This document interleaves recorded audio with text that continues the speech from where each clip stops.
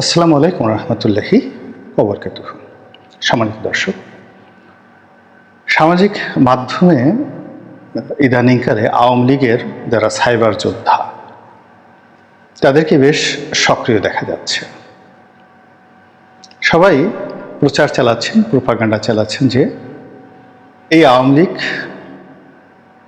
ফিরে এলো বুঝি, এই বুঝি শেখ হাসিনা বাংলাদেশে ঢুকে পড়ল। তারা প্রচার চালাচ্ছেন যে বর্তমানে যে অবস্থা চলছে তার চেয়ে আওয়ামী লীগের জমানা অনেক অনেক ভালো ছিল। তারা প্রচার চালাচ্ছেন শেখ হাসিনার হাতেই নিরাপদ বাংলাদেশ। আসলে কি এটা সত্য? এক কথায় বলবো যে এই সাইবার যোদ্ধা যারা আছেন তারা সবাই ভুল করছেন।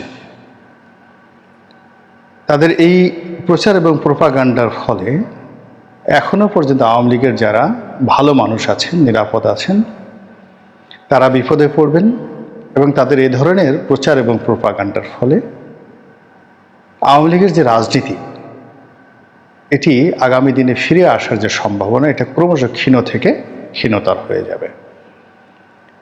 আগে বাস্তবতা বুঝতে হবে যে আওয়ামী লীগ কত বড় অন্যায় করেছে, সেই অন্যায়গুলো স্বীকার করা এবং সেই অন্যায় থেকে বের হয়ে আসা, অন্যায়ের জন্য ক্ষতিপূরণ দেওয়া এবং অন্যায়ের ফলে যারা দায়ী ব্যক্তি তাদের শাস্তি নিশ্চিত না করা পর্যন্ত আওয়ামী লীগ এখান থেকে মুক্তি পাবে না। বোঝার চেষ্টা করুন। এরশাদ সাহেব অনেক উন্নয়ন করেছেন। ব্যক্তিগতভাবে এরশাদ সাহেবের ব্যবহার, আচার আচরণ অতুলনীয়। নরম দিলের মানুষ ছিলেন।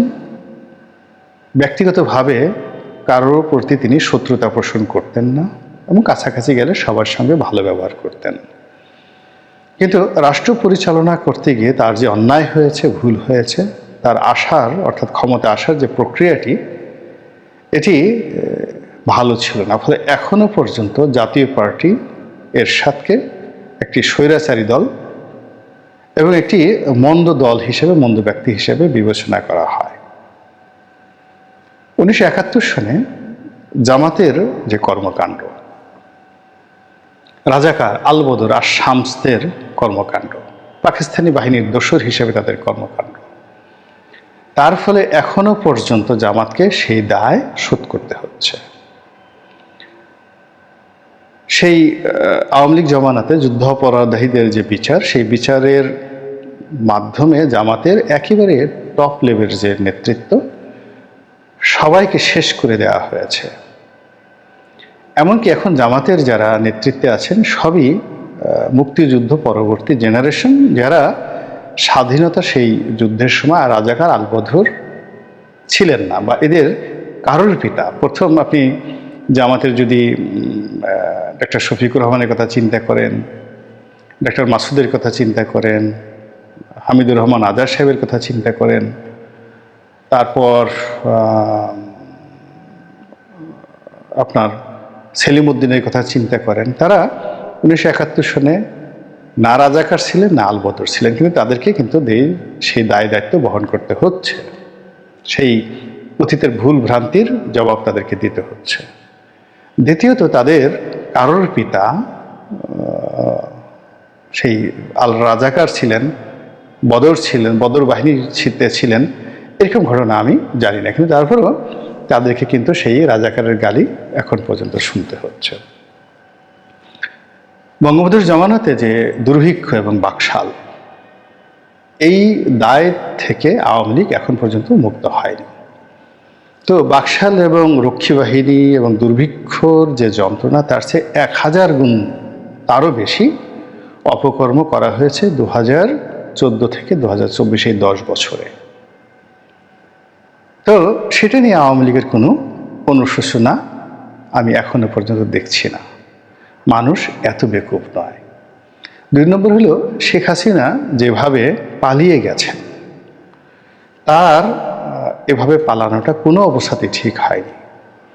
তিনি যদি গণপিটুনিতে মারা যেতেন, তারপর তিনি যদি গ্রেপ্তার বরণ করতেন, তিনি যদি হেলিকপ্টারে করে ক্যান্টনমেন্টে থাকতেন, যা কিছু করতেন, কোনো অবস্থাতেই তার পালানোটা ঠিক হয়নি। অনেকে এখনো শেখ হাসিনা ফোবিয়াতে ভুগছেন। সেই আয়না ঘর থেকে শুরু করে শেখ হাসিনার জমানাতে যারা জুলুম এবং অত্যাচার ভোগ করেছেন, তাদেরকে ভয় দেখানোর জন্যই মূলত শেখ হাসিনা বারবার বলছেন যে আমি এখনই ঢুকে পড়ব। এটা কোনো ভালো উদ্দেশ্য নয়। এই বাংলাদেশে তাকে বরণ করার মতো কেউ নাই, আওয়ামী লীগের কেউ নাই, নো ওয়ান। কিন্তু তিনি ভয় দেখাচ্ছেন কাকে? তার প্রতিপক্ষকে। এবং এখানেই তার যে দুষ্ট বুদ্ধি এখন পর্যন্ত রয়ে গেছে। মানুষ বুড়ো হলে, বিপদে পড়লে, যাকে বলা হয় তার অনেক পরিবর্তন হয়, সে তওবা করে। কিন্তু শেখ হাসিনার ক্ষেত্রে এরকম কোনো লক্ষণ দেখা যাচ্ছে না। বরং সে দিল্লিতে বসে এখন যে সকল গুটি চালছেন, যে সকল কথাবার্তা বলছেন, তাতে করে বাংলাদেশের স্বাধীনতা এবং সার্বভৌমত্ব বিপদে পড়ে যাচ্ছে। ইউনূস সরকার বিপদে পড়ে যাচ্ছে, আমরা সবাই বিপদে পড়ে যাচ্ছি, এবং সর্বোপরি আওয়ামী লীগের নেতাকর্মীরা বিপদে পড়ে যাচ্ছে। আওয়ামী লীগকে যদি বাঁচতে হয়, নেতাকর্মীদের যদি বাঁচতে হয়, তাহলে এই শেখ হাসিনার যে চিন্তা এবং শেখ পরিবারের চিন্তা, এটা মাথা থেকে বাদ দিতে হবে। এদের নাম নিয়ে আগামী 100 বছর বাংলাদেশে শত চেষ্টা করে পুনরায় আওয়ামী লীগের রাজনীতি শুরু করা যাবে না। এটাকে সম্পূর্ণ নতুন একটা ফর্মে নিয়ে আসতে হবে। এবং এখানে অনেকে শেখ হাসিনাকে সে ধরাছোঁয়ার বাইরে রাখতে চান। তিনি কোনো ভুল করেননি, সব ভুল সালমান করেছে, আনিসুল হক করেছে, ওবায়দুল কাদের করেছে। আপনারা যারা শেখ হাসিনাকে চিনেন, জানেন, তারা তো জানেনই। যারা জানেন না তাদেরকে বলছি, আমি তাকে খুব কাছের থেকে দেখেছি। তার কাছের মানুষ ছিলাম, তার বিরাগ ভাজন হয়েছে। তাকে দুইভাবে দেখেছি, দলের মধ্য থেকে দেখেছি, আবার বিএনপিতে এসে তাকে দেখেছি। তো কাজেই 3 ডাইমেনশন।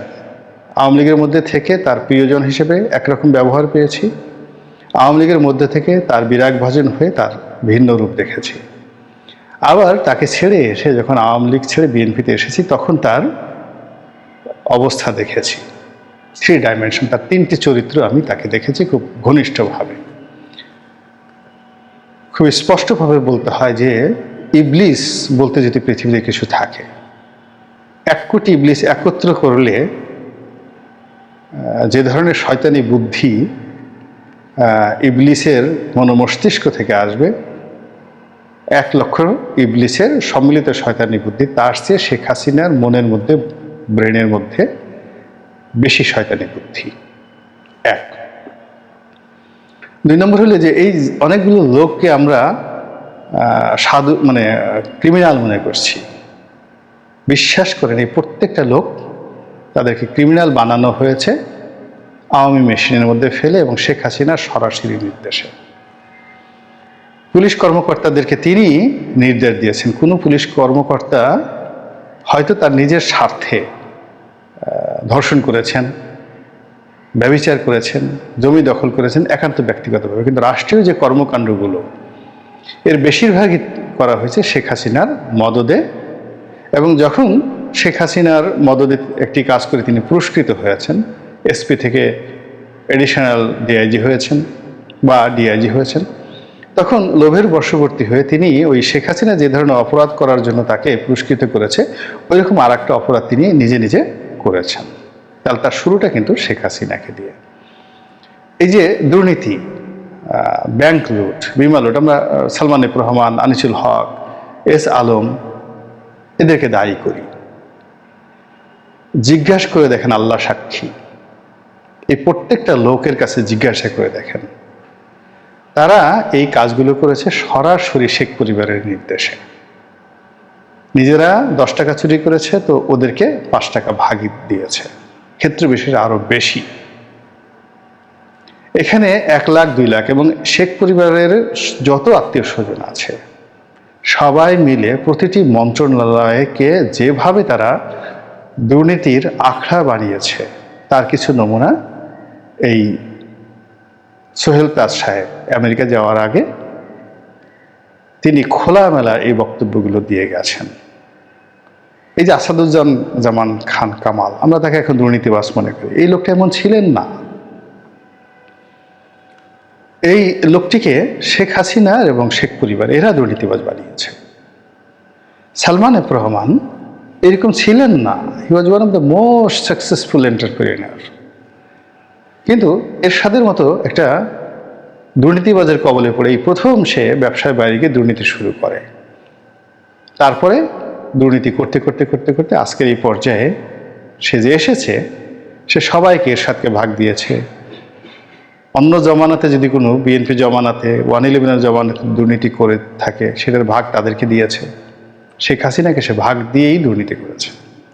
এই যে আনিসুল হক আইনমন্ত্রী, এই যে দুর্নীতি করেছে, আপনার কি মনে হয় সে ভাগ দেয়নি? জয়কে ভাগ দেয়নি, অন্য কাউকে ভাগ দেয়নি, সবাইকে ভাগ দিয়েছে।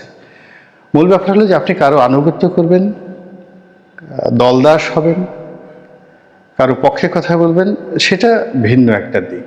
অনেকে যেমন আমাকে বলেছেন যে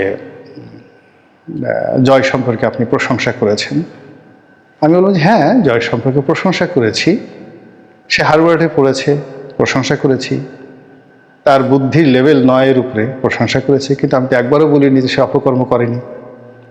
বরং সে এতটা কৌশলে, এতটা বুদ্ধিমত্তা নিয়ে অপকর্ম করেছে একটার পর একটা, সেই 2009 সন থেকে, যে এখনো পর্যন্ত আমরা কাগজে কলমে সরাসরি তাকে ধরতে পারছি না যে এই কাজটি জয় এই ব্যাংক চেকের মাধ্যমে নিয়েছে, এর মাধ্যমে সিঙ্গাপুরে টাকা পাচার করেছে, এর মাধ্যমে আমেরিকাতে এই কাজগুলো করেছে। হাতে কলমে আমরা এখন পর্যন্ত ধরতে পারছি না। আমি ওই জায়গাটাতে টাচ করেছি যে জয়ের মতো লোককে যদি আপনাকে মোকাবিলা করতে হয়, আপনাকে তার চাইতে অপকর্ম করার ক্ষেত্রে আরও অনেক বেশি বুদ্ধিমান হতে হবে, কৌশলী হতে হবে, এবং তাকে মানে তার বিরুদ্ধে আপনি লড়বেন, আগে আপনাকে সেই যোগ্যতা অর্জন করতে হবে। আপনি শেখ রেহানার কথা চিন্তা করেন। সে ম্যাট্রিকে স্ট্যান্ড করেছিলেন। তার ছেলে মেয়ে যারা আছে সবাই মেধাবী, টিউলিপ, ববি, রূপন্তী। তার যে স্বামী, তিনি doctor Shafiq Siddiqui, one of the most brilliant professor of Dhaka university. তো তার মতো লোকরে সে নাকে দড়ি দিয়ে সে ঘুরিয়েছে। এরপর তার যে দেবর doctor major general Tarek Siddiqui, দুর্নীতির যাকে বলা হয় মাস্টার মাইন্ডও বলা হবে না, দুর্নীতির দানব। তো এখন দেখেন এই সব জায়গা থেকে এস আলম থেকে শুরু করে সব ক্ষেত্রে এখন বের হয়ে আসছে সৈয়দ আবুল হোসেন, তারপরে যোগাযোগ মন্ত্রণালয়ের ওবায়দুল কাদের থেকে শুরু করে এই রাষ্ট্রের ক্রিমগুলো কোনো রকম শব্দ উচ্চারণ না করে, কথা না বলে, নড়াচড়া না করে তিনি এই বিরাট একটা অর্থ তিনি লোপাট করেছেন বলে এখন সবাই 10 মুখে বলছে এবং প্রমাণ সহকারে। তো এই তাকে দেখে বা তার আচরণ দেখে 5 তারিখের আগে, আগস্ট মাসের 5 তারিখের আগে অনেকে সন্দেহ করেছেন যে শেখ রেহানা অনেক কিছু করেছে, কিন্তু তিনি এইভাবে করতে পারেন এটা আপনি আমি কি কল্পনা করেছি? সে যে চুপ থেকেছে, নীরব থেকেছে এবং তার বোনকে অর্থাৎ শেখ হাসিনাকে নাকে দড়ি দিয়ে ঘুরিয়েছে, গণভবনের মধ্যে যারা বসবাস করেন তারা এটা জানেন। তো কাজেই শেখ রেহানার বিরুদ্ধে যদি আপনাকে লড়তে হয়, তাহলে আপনাকে ওই ধরনের মেধা থাকতে হবে। আপনি দেখুন, সে বোনের সাথে শেষ মুহূর্ত পর্যন্ত ছিল, নিরাপদে পালিয়ে গেল, আবার বোনকে সে দিল্লিতে রেখে এখন সে মজা রাজার হালে সে ইংল্যান্ডে গিয়ে আছে, তার মেয়ে মন্ত্রী।